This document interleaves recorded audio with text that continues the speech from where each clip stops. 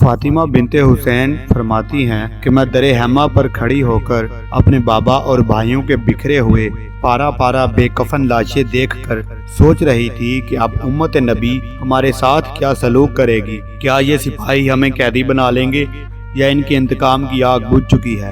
ابھی یہی سوچ رہی تھی کہ میں نے گھڑ سواروں کا ایک دستہ حیام کی طرف آتے ہوئے دیکھا، جن کے ہاتھوں میں نیزے تھے اور زبان پر ذریت رسول کے خلاف نازیبہ کلمات تھے۔ میں جلدی سے پیچھے ہٹی، یہ دستہ حیام میں گھستا چلا آیا۔ میں خیمے بدلتی رہی اور تمام سیدانیاں بھی خیمے بدل رہی تھیں، اور گھڑ سوار دستہ نیزہ بدست تعاقب میں تھا کہ کسی بھی ظالم نے ہم سے چادر تک نہ مانگی، بلکہ جو بھی قریب آ جاتا نیزہ کی انی سے چادر اتار لیتا۔ ہر بی بی نیزہ کی انیوں سے زخمی ہو گئی تھی، کسی کا سر زخمی ہوا اور کسی کی پشت مبارک کے خون سے قمیض لال ہو گئی۔ تمام سیدانیاں ہائے نانا ہائے اماں کی صدا بلند کر رہی تھی۔ کوئی ایسا نہ تھا جو ہمیں چادریں ہی واپس دلا دے۔ بی بی سکینہ بنت الحسین فرماتی ہیں کہ میری طرح ہر بی بی لرز رہی تھی، کوئی بی بی حق کربلا سر پر ڈال رہی تھی۔ میں خیام بدلنے میں تمام بیبیوں کے آگے آگے تھی۔ جب میں نے پیچھے مڑ کر دیکھا تو تمام بیبیاں برہنہ سر ہو چکی تھی۔ ایک میرے سر ہی پر چادر تھی کہ اتنے میں ایک ظالم نے میرے کندھے پر نیزہ مارا۔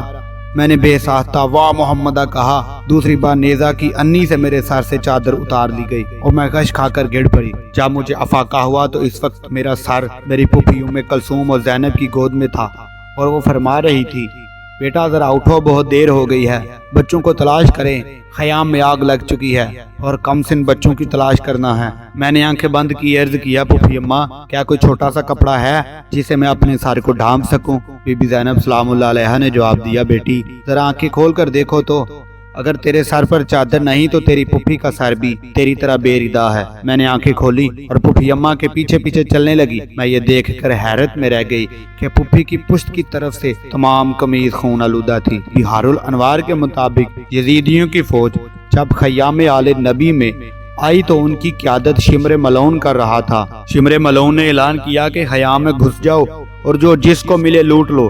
اس ملعون کا حکم ملتے ہی تمام سپاہی خیام حسین پر ٹوٹ پڑے۔ بڑی بیبیوں نے تو دوڑتے دوڑتے اپنے تمام زیورات اتار کر پھینک دیے، البتہ کم سن بچیوں کے گوشوارے جس درندگی سے اتارے گئے اس کا تصور کرنے سے رونگٹے کھڑے ہو جاتے ہیں۔ کسی بھی بچی کے کان سے گوشوارے اتارے نہیں بلکہ گوشوارے میں ہاتھ ڈال کر چھین لیا گیا اور ہر بچی کے کان زخمی ہو گئے۔